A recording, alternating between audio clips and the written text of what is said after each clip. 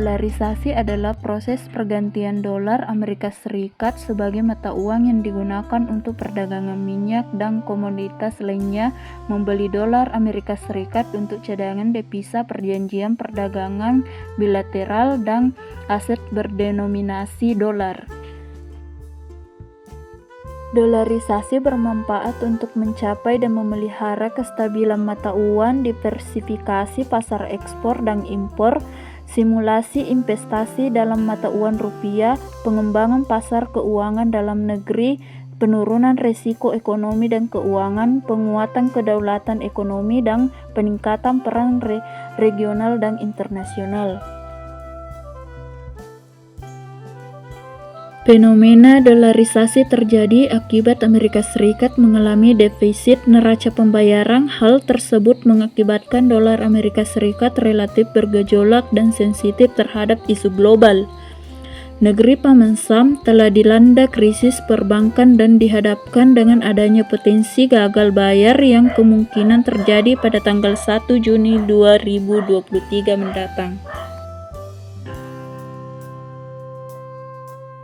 Fenomena dolarisasi terindikasi dari penurunan porsi penempatan pada mata uang dolar Amerika Serikat dalam portofolio cadangan devisa Bank Sentral Global secara agregat.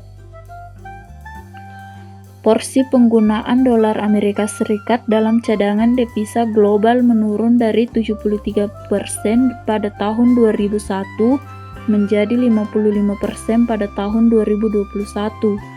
Menurun lagi menjadi 47% sepanjang tahun 2022. Penurunan porsi dolar Amerika Serikat dalam komposisi cadangan devisa sepanjang tahun 2022 merupakan efek dari tindakan sejumlah negara yang memilih mata uang lain untuk transaksi perdagangan. Mata uang yang berpotensi menggantikan dolar Amerika Serikat sebagai mata uang global yakni Euro, Yuan Tiongkok, Rupiah India, Yen Jepang, mata uang Brasil, Rusia, India, China, dan Afrika Selatan, dan mata uang lokal. Daftar negara yang berupaya mengurangi ketergantungan terhadap dolar Amerika Serikat dalam transaksi ekonomi dan keuangan sebagai berikut. Republik Rakyat Tiongkok. Tiongkok memiliki aset dalam bentuk surat berharga Amerika Serikat mencapai 849 miliar hingga Februari 2023. Angka terendah sejak 12 tahun terakhir. Selain mengurangi kepemilikan dolar dalam bentuk cadangan devisanya, Tiongkok mulai gencar meningkatkan perdagangan dengan negara lain menggunakan mata uang Yuan Tiongkok. Wacana Arab Saudi untuk meninggalkan ketergantungan pada dolar Amerika Serikat terrealisasi melalui perjanjian kontrak Saudi Aramco dengan raksasa migas asal Cina yang menguntungkan. Transaksi penjualan minyak yang digunakan mata uang dolar akan diganti menjadi rial Saudi.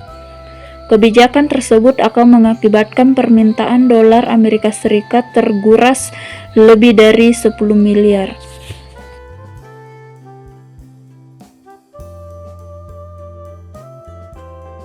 Berdasarkan data Atlantic Council selama periode 1999 sampai 2019, penggunaan dolar Amerika Serikat di kawasan Eropa hanya 23,1%. Hal ini disebabkan Jerman, Prancis, Italia, Spanyol, dan Belanda mulai beralih menggunakan mata uang euro untuk melangsungkan transaksi perdagangan internasional, hingga dominasi euro dalam perdagangan Eropa naik 66,1%.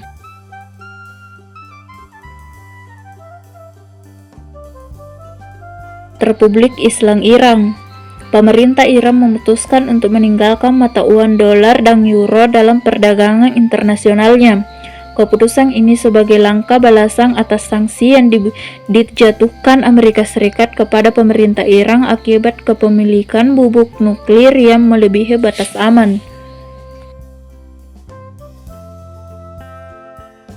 Yang kelima, Republik India. Pada bulan April 2023, India mengeluarkan kebijakan baru untuk mendorong perluasan rupiah sebagai pengganti dolar dalam perdagangan internasional. Reserve Bank of India secara resmi memberikan persetujuan untuk membuka 60 rekening khusus rupiah Pustro di 18 negara termasuk Rusia dan Sri Lanka. Federasi Rusia mempercepat langkah dolarisasi setelah serangkaian sanksi negara barat terhadap Moskow dalam rangka menjalin ikatan investasi ekonomi dan perdagangan yang stabil antara Rusia dengan mitra-mitranya dengan cara menghindari mata uang dolar Amerika Serikat dan euro, dan akan digunakan rubel sebagai alternatif transaksi dengan mitra internasional.